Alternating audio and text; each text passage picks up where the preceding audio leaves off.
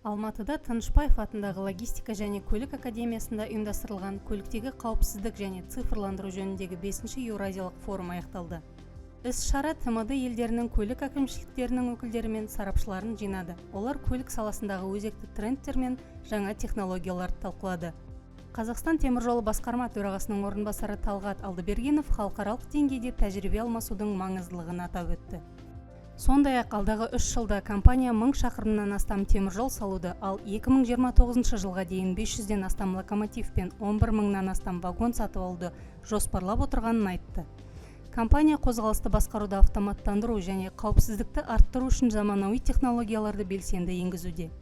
қтж қауіпсіздік департаментінің директоры Марат Шакенов форумның соңғы жылдары көліктегі қауіпсіздікке қатысты көптеген мәселелерді шешуге қалай көмектескенін атап өтті. Алғашқы рет Қазақстанда бірінші осы форумды өткізген кезде кішкене үлкен сұрақтар қауіпсіздік жағдайына байланысты болды.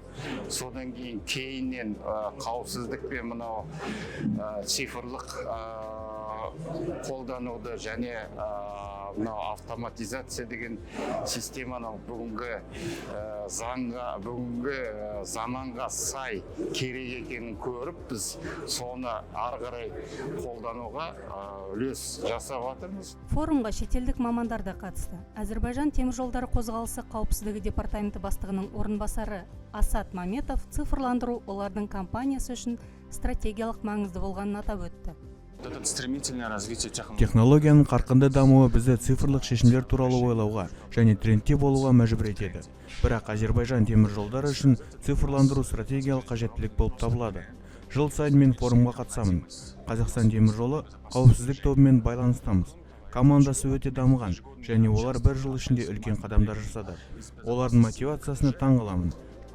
Жылда жаңа нәрсе ұсынады. Шынымен үйренетін көп дүние бар. Мен форумға қатысуға және тәжірибемізбен бөлісуге қуаныштымын. Бұл ақпарат алмасудың тамаша платформасы. Форум көлік саласындағы қауіпсіздік және цифрландыру мәселелерін талқылау үшін негізгі алаң ретінде өзінің маңыздылығын тағы бір мәрте растады.